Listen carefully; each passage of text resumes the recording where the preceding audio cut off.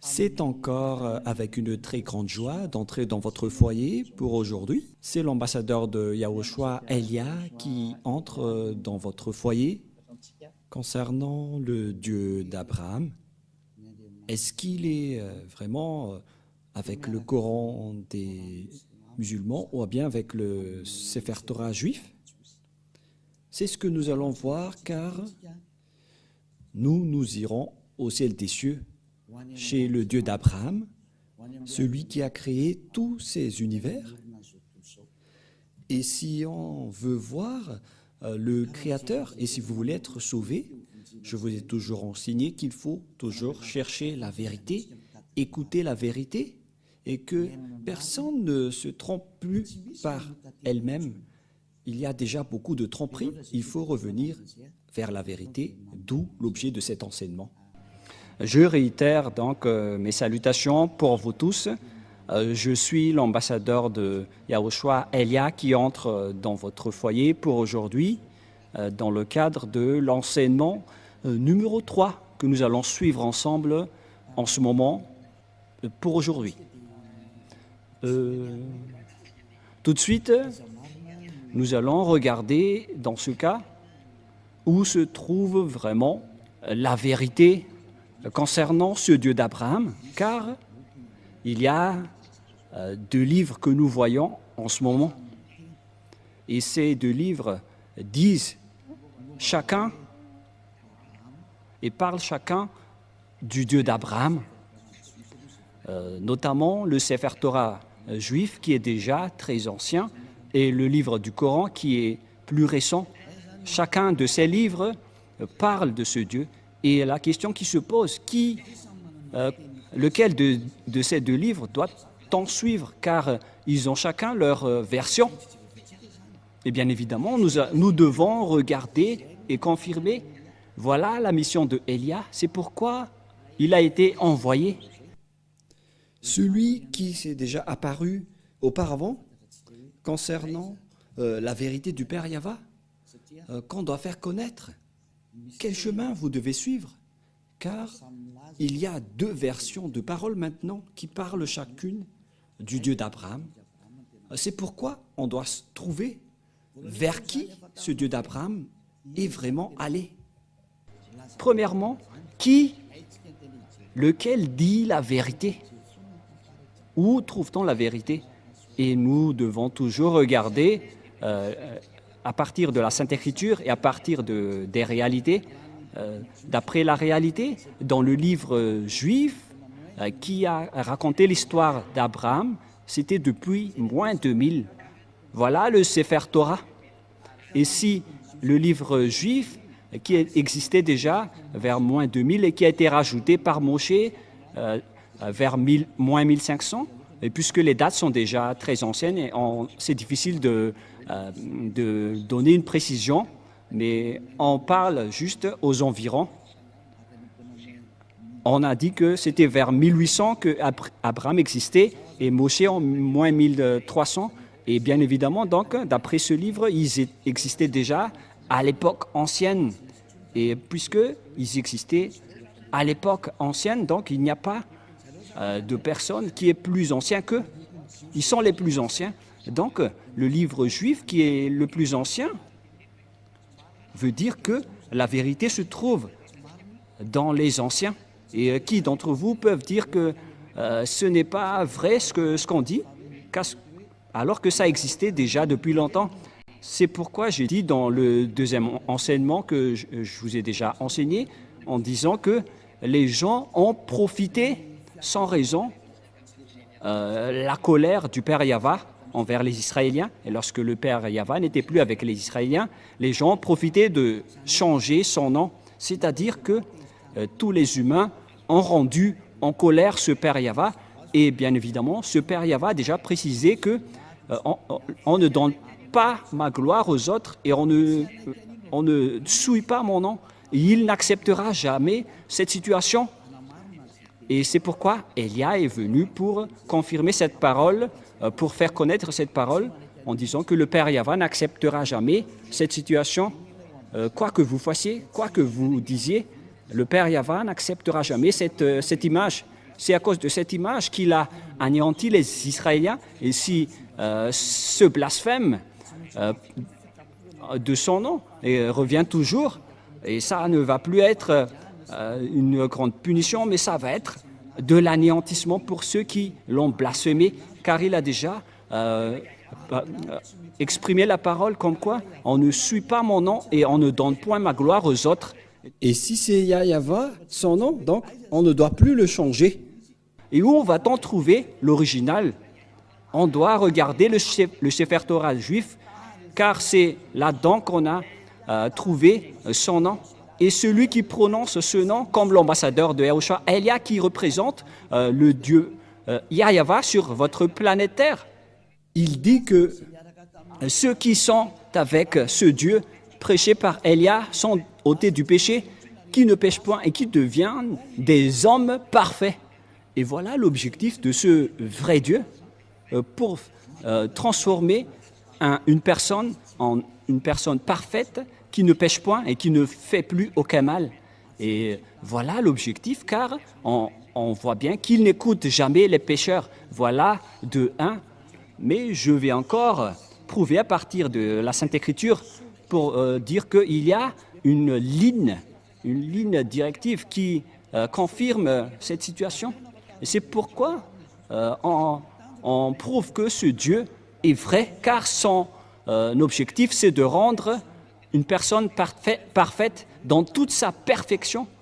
On parle d'une personne parfaite avec aucun problème, avec sa sainteté. Il s'agit d'une personne sainte, vraie et parfaite. Voilà l'objectif de ce Dieu d'Abraham, car c'est cette situation qu'il a rendue en guerre et en colère avec les gens. Et donc, si vous voulez le suivre, donc vous devez être parfaite.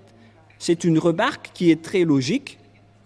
Et parce que si vous avez envie d'être parfaite, et tout le monde a envie de cela, ce n'est pas encore une réflexion, mais ça existe déjà sur votre planète Terre, les personnes qui ne pêchent point. Et c'est Elia que vous voyez en ce moment qui est le premier parmi cette personne. Et ceux qui ont suivi Elia ont vraiment été ôtés du péché et ne pêchent point. Et tous les habitants de la terre reconnaissent cela en ce moment. Ce n'est pas un jeu ou une blague, mais c'est le fait de montrer le grand amour du Père Yahva. Cette parole est bien claire et cette image est aussi bien claire. Qu'est-ce que nous voulons vous faire passer en tant que message à ce sujet-là? Et donc, nous devons toujours suivre les images et vous faire connaître ce que vous devez faire. Et donc, si on va regarder le livre d'Islam ou bien le Coran qui n'existait qu'à partir de l'année plus 600, c'était tardivement que ça a été existé. Et bien évidemment, si ce livre est arrivé récent, c'est-à-dire qu'il est arrivé trop tard. Et donc, s'il y a quelque chose qui est dit à propos de ce Dieu d'Abraham, bien évidemment, nous devons rectifier toujours que c'est l'original qu'on doit se référer. Alors que, en plus de ça, ceux qui sont avec ce Dieu d'Abraham, qui a envoyé le dernier prophète, alors que le Père Yahva a dit que vous devez écouter les prophètes israéliens selon le Père Yahva dans le livre du Deutéronome 18:15. Voilà ce qui est dit. Vous devez écouter les prophètes israéliens. Nous allons aborder tous ces sujets avant de suivre la vérité. Nous allons voir dans le livre de Deutéronome 18:15, dans la Sainte Écriture juive que nous allons regarder. Si vous avez remarqué, je n'ai pas encore sorti le Nouveau Testament jusque-là. On a toujours utilisé l'Ancien Testament pour vous prouver que personne ne peut contester ce Dieu d'Abraham qui était avec les Israéliens. Deutéronome 18:15. Voilà ce qui est stipulé dedans.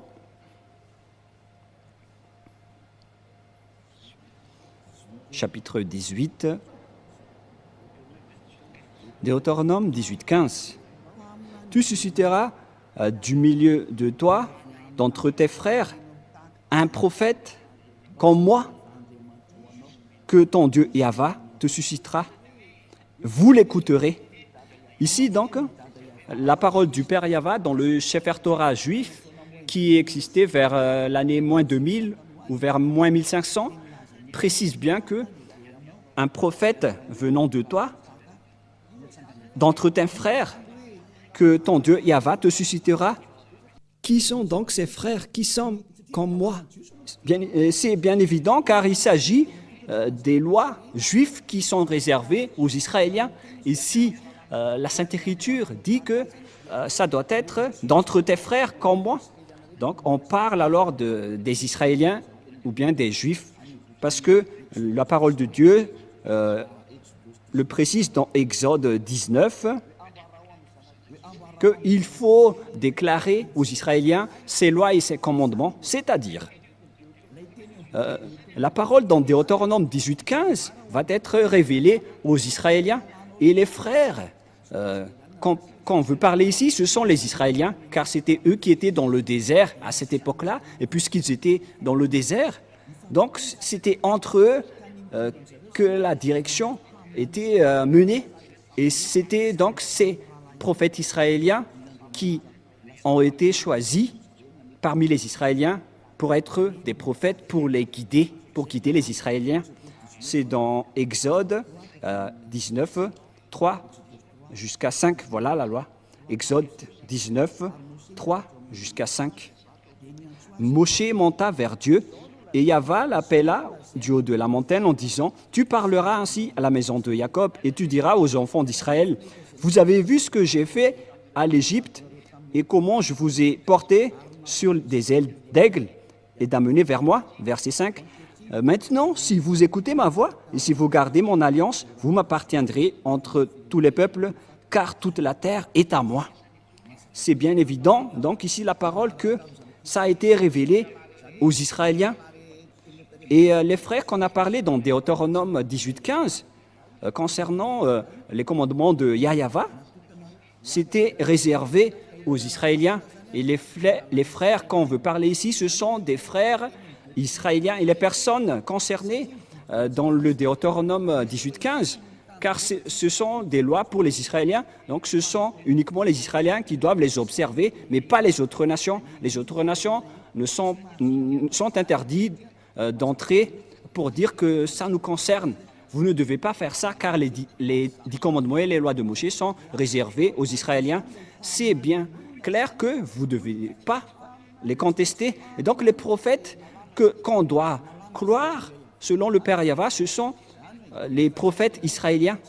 Et donc, les non-israéliens sont interdits. Ils sont directement exclus. Ils sont clairement exclus. C'est pourquoi je vous ai dit que certains ont profité de la colère du Père Yahva envers les Israéliens. Lorsque le Père Yahva s'est séparé des Israéliens, ils ont profité pour contourner, pour changer les paroles et le nom. Et ce qui est triste, c'est que plusieurs personnes ont été trahies par cette image. C'est pourquoi je vous ai dit, ça suffit. Votre anéantissement va arriver. C'est pourquoi Élia est arrivé. Il vous sauve dernièrement parce qu'on ne peut plus retenir cette situation. On doit vous sauver une dernière fois. Et tant que la parole circule, sachez que c'est de l'amour. C'est pourquoi je vous dis que revenez maintenant, car le Père Yahva ne tolère plus. Soit vous suivez Élia, qui est la meilleure situation, mais si ne vous me suivez pas, alors assumez les conséquences. Mais c'est pareil, comme en ce moment, ce que les Israéliens ont subi, c'est parce qu'ils ont appelé d'autres dieux, et le Père Yahva était gravement en colère. Et ça a fini par un grand danger. Et ils n'ont plus connu ce Dieu. Et après, les autres faux noms se sont apparus. C'est pourquoi Élia vous dit que c'est de l'amour pour vous faire revenir vers votre Créateur, qui s'appelle Yahva. Et l'objectif, c'est que vous ne péchez point. Vous devenez des hommes parfaits. Et donc, le dernier prophète, puisqu'on parle de prophète, le dernier prophète s'appelle Yahushua. Il est le dernier prophète israélien. Et ce dernier prophète israélien a sorti les commandements comme quoi un homme doit se marier avec une seule femme et une seule femme doit épouser un seul homme. Et donc, si vous vous mariez avec plusieurs, donc c'est interdit car vous transgressez directement la loi du Dieu d'Abraham. Car c'est ce que les prophètes israéliens ont dit, le dernier prophète israélien. Mais nous allons faire par étapes les paroles. Et où alors on peut trouver cette parole? Mais d'abord, c'est évident donc, après cette parole, que si ce n'est pas des prophètes israéliens, donc ce n'est pas du tout correct. Vous êtes en train de transgresser le livre de Moshe. Qui que ce soit croit en Moshe, sachez que c'est le Dieu d'Abraham, qui est également le Dieu de Moshe. et vous ne devez pas du tout contester.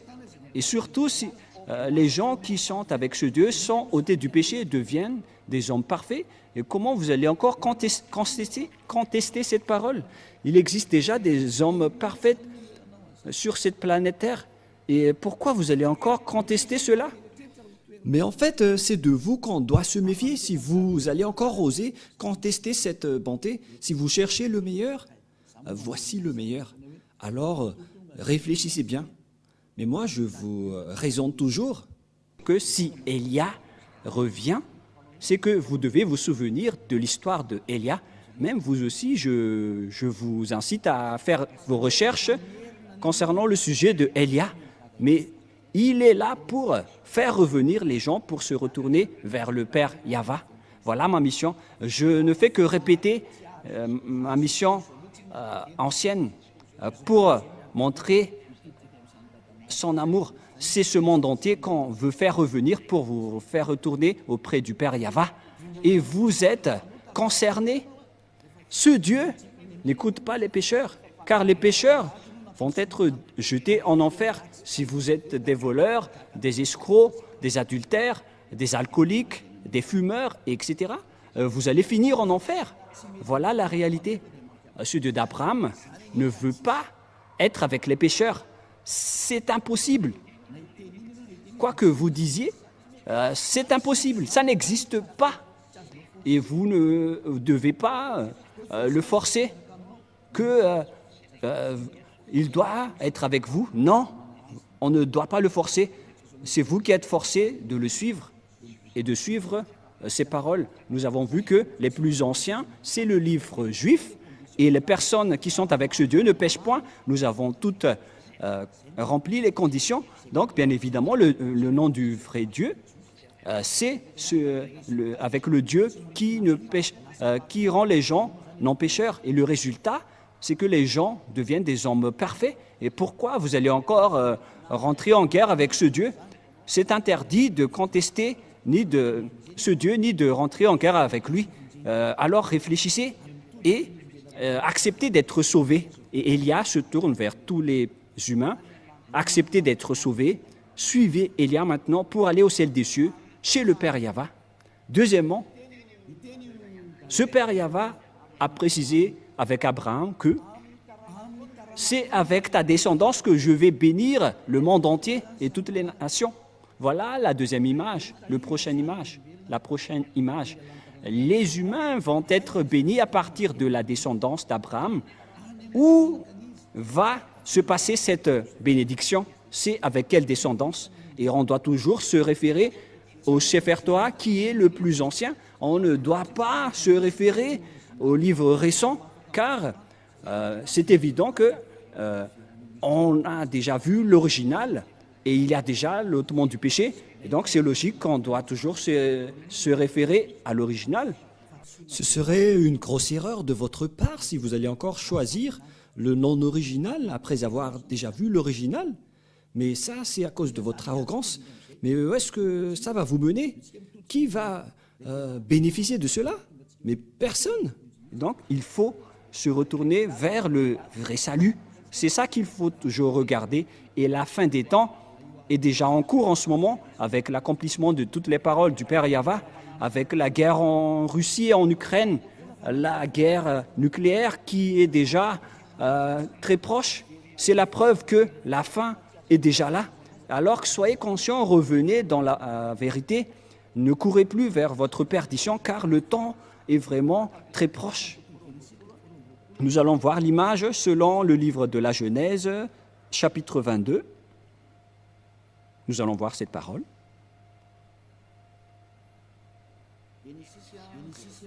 Genèse, nous allons voir un peu, chapitre 22, verset 18.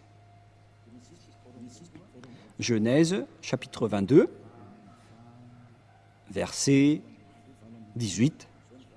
Voilà ce qui est dit. Ah, j'ai ouvert l'Exode. Il s'agit du Genèse 22, 18. Allons-y. Toutes les nations de la terre seront bénies en ta prospérité parce que tu as obéi à ma voix.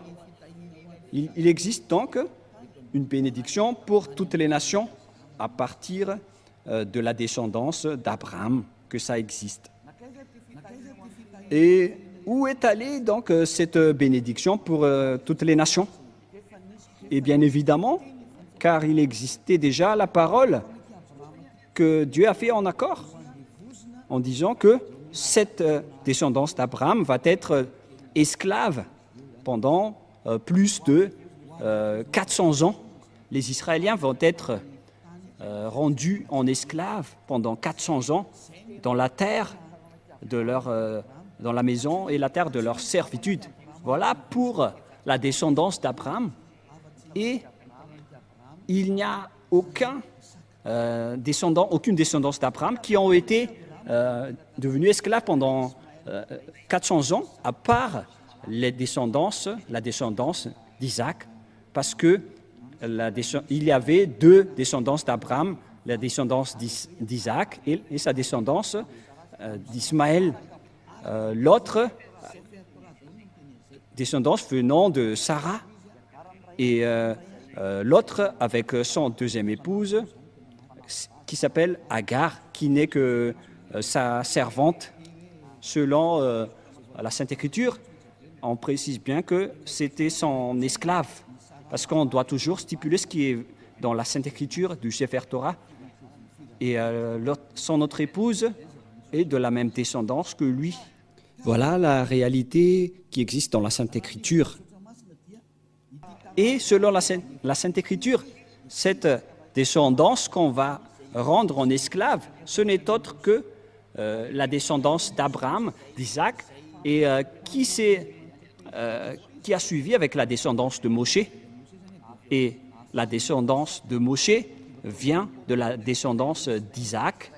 Et après, c'était transmis à la descendance de Jacob avec les 12 tribus d'Israël, notamment le tribu de Lévi, où est sorti Moshe et Aaron récemment. Et c'est avec cette descendance de Moshe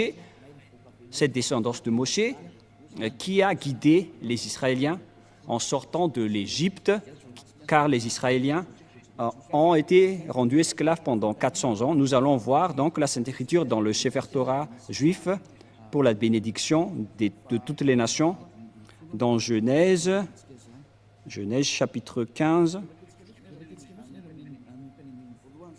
Nous allons lire à partir du premier verset. Nous allons voir ici l'esclavage des Israéliens. À partir du verset 1, après ces événements, la parole de Yahva fut adressée à Abraham dans une vision, et il dit, « Abraham, ne crains point, je suis ton bouclier, et ta récompense sera très grande. » Donc il a dit, ne crains point, je suis ton bouclier et ta récompense. Et nous allons lire, où déjà? Verset 7. Yahva lui dit encore, je suis Yahva qui t'a fait sortir d'Ur en Chaldée pour te donner en possession ce pays. Et ce territoire, c'était le territoire d'Israël actuellement. Abraham répondit, Yahva, mon Seigneur, à quoi connaîtrais-je que je le posséderai? Il y avait quelque chose qu'il a fait qu'on ne va pas détailler. mais tout de suite dans le verset 13. Et Yahva dit à Abraham, « Sache que tes descendants seront étrangers dans un pays qui ne serait point à eux, et ils y seront asservis, et on les opprimera pendant 400 ans. » Voilà. Mais je jugerai la nation à laquelle ils seront asservis, et ils sortiront ensuite avec de grandes richesses. Voilà. Donc la parole stipule bien ici que le Dieu Yahva a dit à Abraham que ta descendance sera asservie, seront devenus esclaves. On parle ici des Israéliens qui étaient esclaves en Égypte durant 400 ans, selon cette parole. Où se trouve donc cette terre? Et on a précisé que cette terre n'est autre que Israël actuellement, verset 18. Et c'est la raison de la guerre entre les Palestiniens et les Israéliens, d'où la guerre en Moyen-Orient jusqu'à aujourd'hui. Genèse 15, 18, 19 jusqu'au 21. En ce jour-là, Yahva fit l'alliance avec Abraham et dit, « Je donne ce pays à ta prospérité depuis le fleuve d'Égypte jusqu'au grand fleuve, au fleuve d'Éphrate, les pays de Kénésiens, les Kénésiens, des Cadmoniens, les Hésiens, les Périsiens, des Raphiens, des Amoriens, des Cananéens, jusqu'aux Jibousiens. » Donc la parole de Dieu dit ici que cette terre est pour la descendance d'Abraham. Et la descendance d'Abraham, ici, ce sont ceux qui ont été asservis et rendus esclaves pendant 400 ans. Et ceux qui ont accompli cette parole, excusez-moi, c'était Moshe et les Israéliens. Car Moshe les a fait sortir d'Égypte selon l'histoire dans le Sefer Torah juif. C'est-à-dire que toutes les paroles du Père Yahva sont accomplies, que le maître de la terre du Cananéen, c'était la descendance d'Abraham, c'est-à-dire la descendance de Moshe. Et les Israéliens qui sont dans le territoire d'Israël aujourd'hui, ce sont bien les Israéliens, mais ce territoire est toujours en conflit. La parole de Dieu a été accomplie comme quoi Israélien va être un lourd fardeau pour le monde. Et toutes les paroles de Dieu sont accomplies jusqu'à maintenant, car les Israéliens ne sont jamais stables jusqu'à aujourd'hui. Ce n'est pas seulement actuellement, mais c'était depuis longtemps, à cause de toutes les paroles du Père Yahva. Vous voyez que personne ne peut échapper aux paroles du Père Yahva. Toutes ces paroles sont accomplies, notamment ces paroles dans le Sefer Torah juif. Il a dit, je vais vous faire de ce pays un lourd fardeau pour vous. Nous allons voir dans Zacharie 12. C'est un prophète israélien que les Israéliens va être un lourd fardeau, une pierre pesante pour toutes les nations qui vont les soutenir. Nous allons voir, en petite parenthèse, cette parole dans Zacharie 12, à partir du verset 1. Nous allons lire cette parole de la prophétie du Père Yahva aux Israéliens. Ainsi, Yahva parle, qui a étendu les cieux et fondé la terre, et qui a formé l'esprit de l'homme au-dedans de lui. Voici, je ferai de Jérusalem une coupe d'étourdissement pour tous les peuples d'alentour. On parle ici d'une coupe, car une coupe veut dire une coupe dangereuse et qui rend une personne étourdie ou ivre. Et aussi pour Juda, dans le siège de Jérusalem, c'est-à-dire que toutes les tribus d'Israéliens ont été frappées jusqu'aux tribus de Juda. Verset 3. En ce jour-là, je ferai de Jérusalem une pierre pesante pour tous les peuples. Tous ceux qui la soulèveront seront meurtris, et toutes les nations de la terre s'assembleront pour contre elle. C'est un danger pour les Israéliens. Suite à cette parole des Israéliens, il va donc ne pas du tout jouer avec les Israéliens. c'est pire qui vont arriver aux Israéliens. Et donc, pour vous conscientiser, les Israéliens, il faut que vous reveniez, car vous ne connaissez plus le nom de ce Dieu. Parce que, puisque les noms ont changé, le nom de ce Dieu, le Père Yahva doit envoyer son envoyé du ciel des cieux pour faire revenir tout le monde entier. Parce que maintenant, c'est tout le monde entier qui est concerné, mais non plus uniquement les Israéliens. Donc, vous qui me voyez aujourd'hui, revenez tous. Et donc, nous voyons actuellement que tous les pays aux alentours d'Israël, dans le Moyen-Orient, on voit bien que Israël est devenu un problème. Une pierre pesante pour tous les peuples. Nous allons parler encore de ce sujet prochainement, mais voilà, donc avec cette image, on précise bien que personne ne peut contester la parole du Père Yahva, du Dieu d'Abraham. Toutes ces paroles doivent être accomplies. Et son vrai nom, c'est Yahva, un nom qui délivre du péché.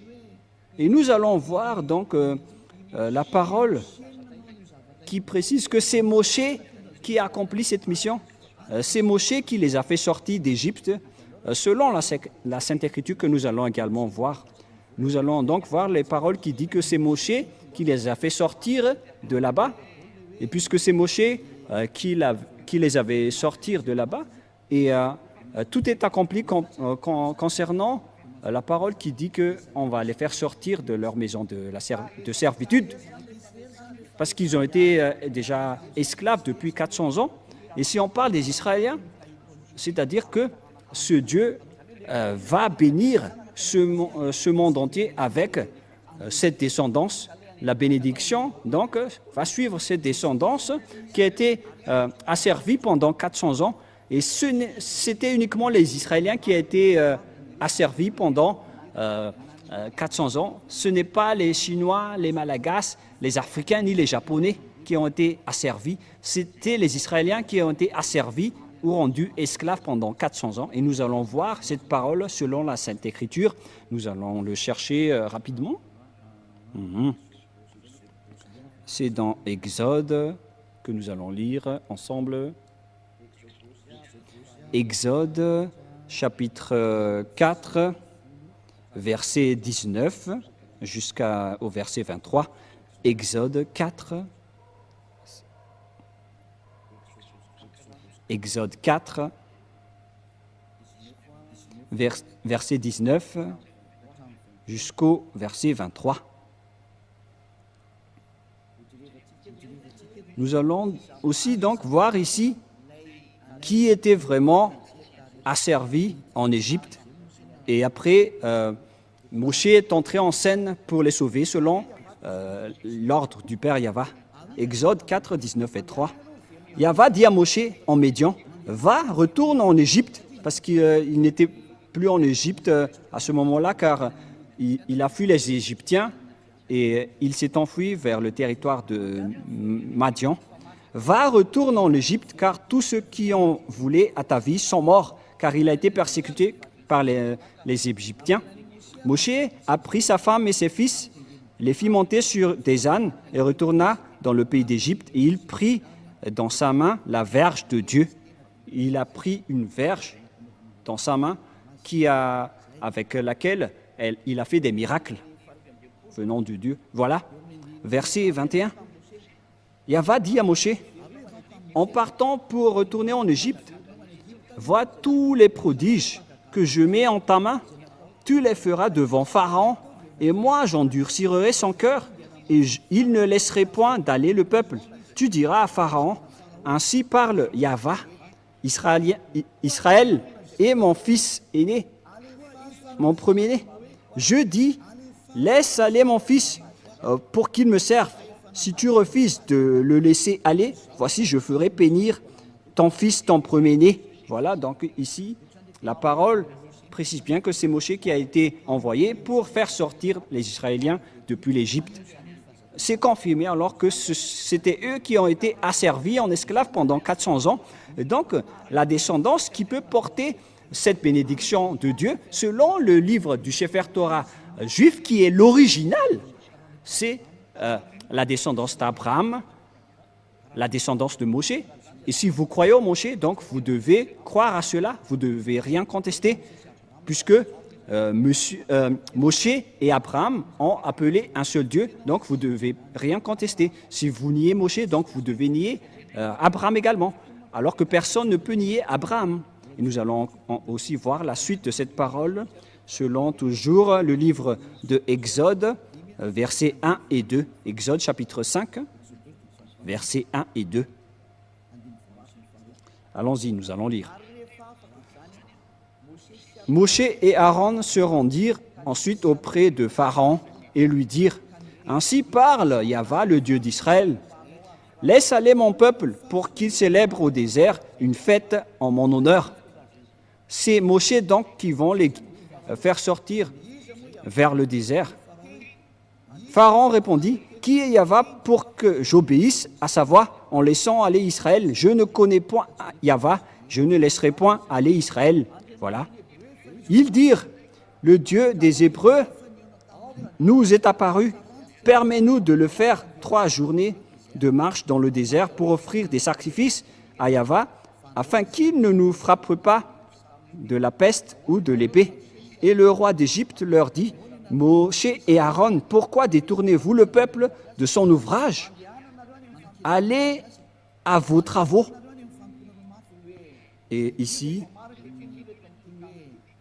voici, ce peuple est maintenant nombreux dans le pays, et vous lui feriez interrompre ses travaux.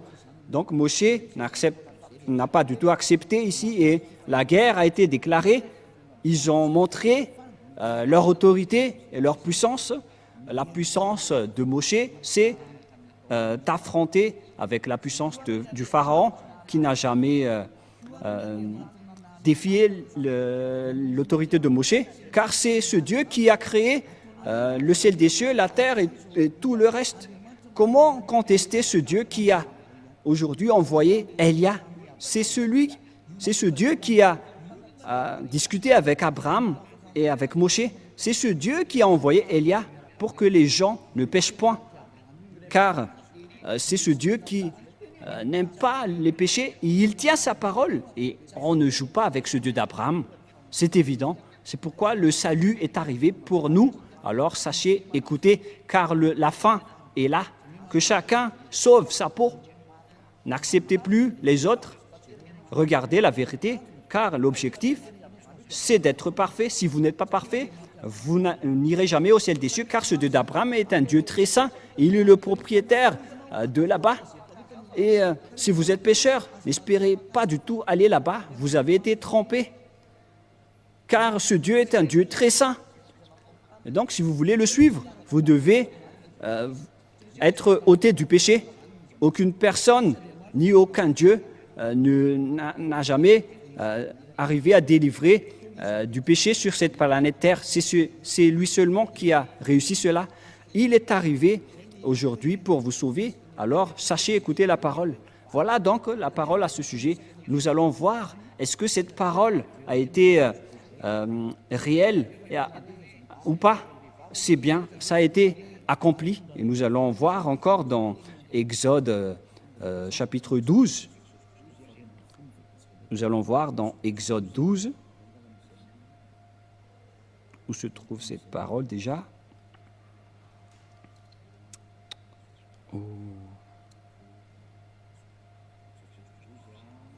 Exode 12, à partir de quel verset déjà? Nous allons voir.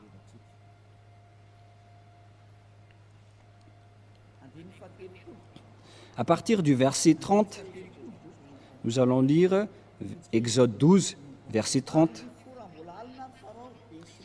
Et Pharaon se leva de nuit, lui et tous ses serviteurs et tous les Égyptiens, et il y eut de grands cris en Égypte, car il n'y avait point de maison où il n'y eut un mort, selon donc la parole du Père Yahva, que je vais tuer ses fils aînés,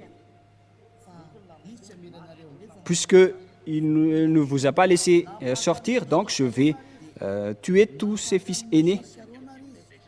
Et verset 31, dans la nuit même, Pharaon appela Moshe et Aaron et leur dit, « Levez-vous, sortez du milieu de mon peuple. Vous et les enfants d'Israël, allez servir Yahva comme vous l'avez dit. » C'est dans le verset 31 et 32. « Prenez vos brebis et vos bœufs. Prenez vos brebis et vos bœufs, comme vous l'avez dit. Allez et bénissez-moi. » Et les Égyptiens pressaient le peuple et avaient hâte de le renvoyer du pays, car ils disaient, « Nous périrons tous. » Verset 34. Le peuple emporta sa pâte avant qu'elle fût levée. Ils envelopperont les pétrins dans leurs vêtements et les mirent sur leurs épaules. Les enfants d'Israël firent ce que Moshe avait dit, et ils demandèrent aux Égyptiens des vases d'argent et des vases d'or et des vêtements. Et Yahva fit trouver grâce au peuple aux yeux des Égyptiens, qui se rendirent à la demande, et ils se dépouillèrent.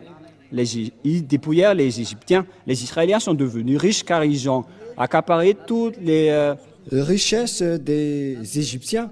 Et ces derniers aussi ont donné tout car ils avaient peur. Et les Israéliens ont supprimé les Égyptiens. Ils n'avaient plus rien. Et les Israéliens sont devenus très riches, selon la parole du Père Yahva, en disant que je vais vous rendre très riches. Voilà. Verset 37, les enfants d'Israël partirent de Ramsès pour Sukkot, au nombre d'environ de 600 000 hommes de pied, sans les femmes. Une multitude de gens de toute espèce montèrent avec eux. Ils avaient aussi des troupeaux considérables de brebis et des bœufs, mais ces derniers n'ont pas fait des contrats avec les Israéliens, car les commandements étaient réservés aux Israéliens.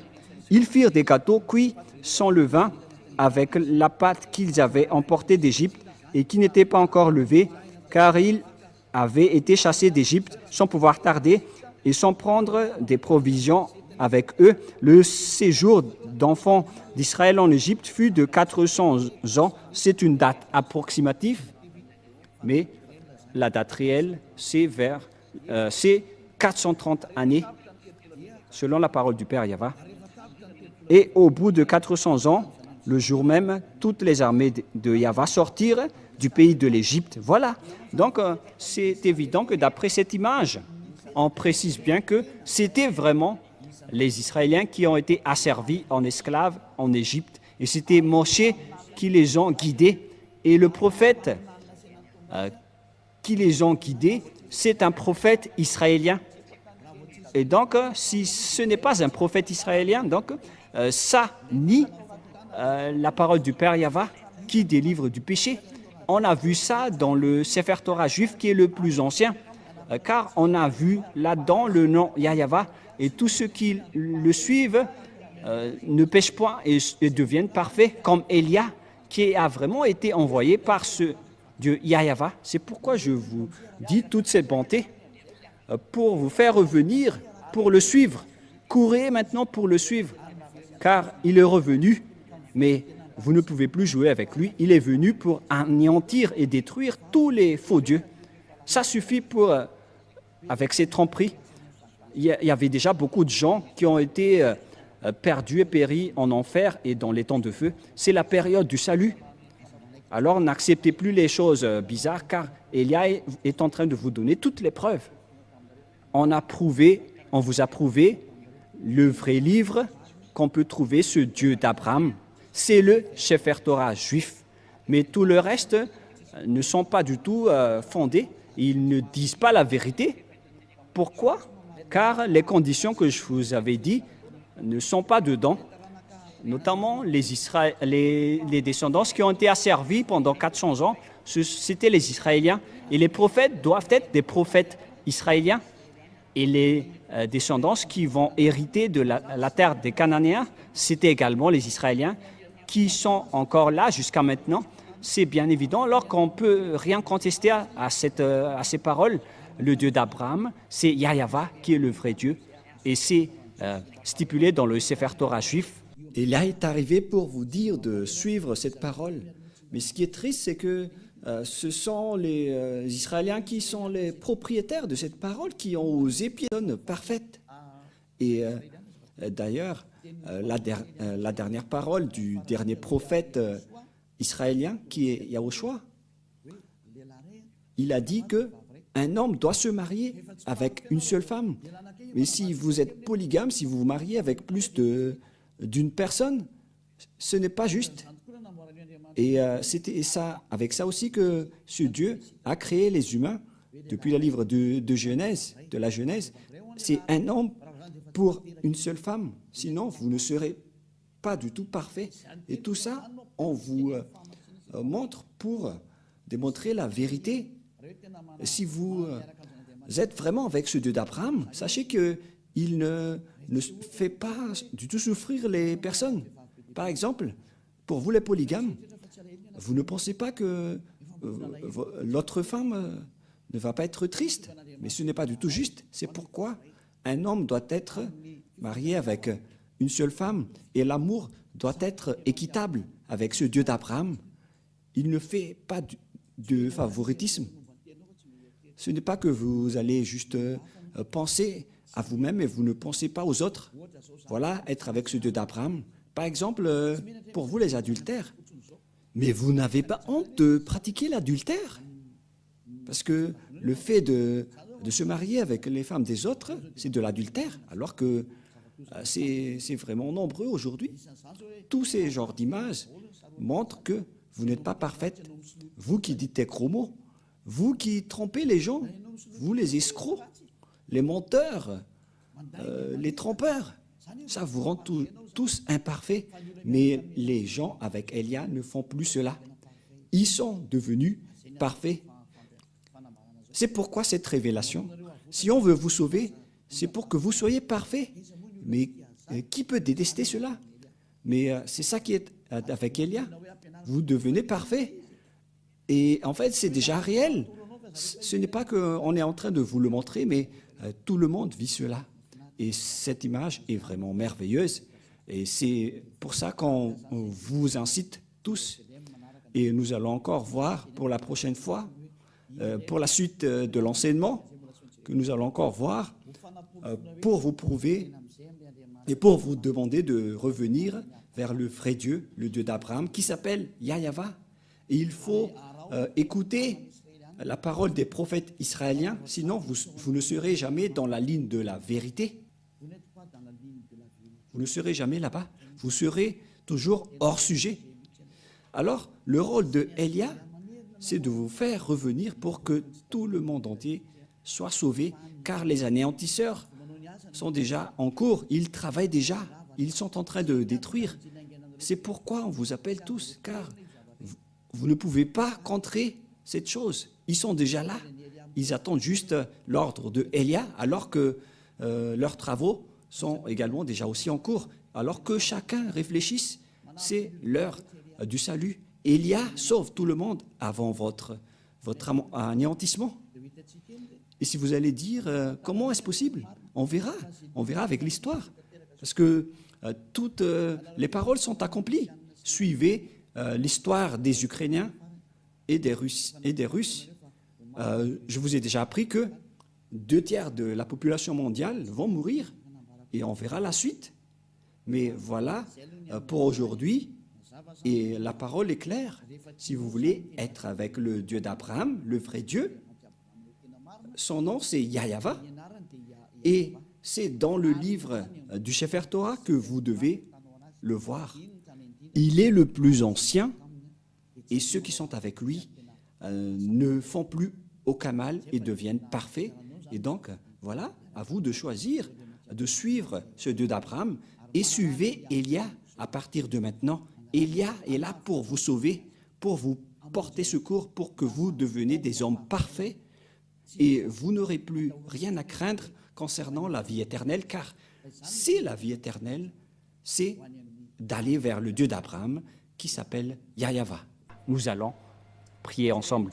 Merci beaucoup, Père Yahweh, car c'est toi qui m'as envoyé et j'ai accompli tous tes travaux et je vais encore continuer pour que cette parole soit le salut pour le monde entier, pour vraiment les porter secours, pour qu'ils deviennent des hommes parfaits, car c'est la raison pour laquelle tu les as sauvés C'est pourquoi tu as donné ta parole à Abraham pour que sa descendance va être la bénédiction pour toutes les nations, pour sauver tout le monde. Merci beaucoup, Père Yahweh, car ta parole est déjà en cours pour le salut, pour la délivrance, pour la libération des gens, pour qu'ils soient des hommes, des citoyens qui sont heureux, qui ont le bonheur quand ils sont avec toi. Qui n'en vit pas cette situation, alors que cette situation est déjà réelle actuellement? Heureux sont ceux qui ne pêchent point et qui sont devenus parfaits et qui n'aiment plus aucun mal dans tout leur chemin. Cher Père Yahweh, merci beaucoup pour toutes tes paroles. Et viendra encore le moment pour faire connaître toutes les choses concernant ton salut qui viennent des prophètes israéliens qu'on doit écouter. Père Yahweh, merci pour le salut que tu nous as donné, qu'on partage les gens aujourd'hui. Gloire éternelle à toi. Et au nom de Yahushua, nous faisons toutes ces prières. Alléluia. Amen. Et donc, je vous souhaite d'être bénis pour tout ce que vous faites dans tous vos chemins et suivez toujours le Père Yahweh. Sauvez votre âme et protégez votre âme pour qu'il soit bien arrivé au ciel des cieux, pour qu'il ne pêche point. C'est déjà réel en ce moment et que Yahushua vous bénisse. À la prochaine. Au revoir.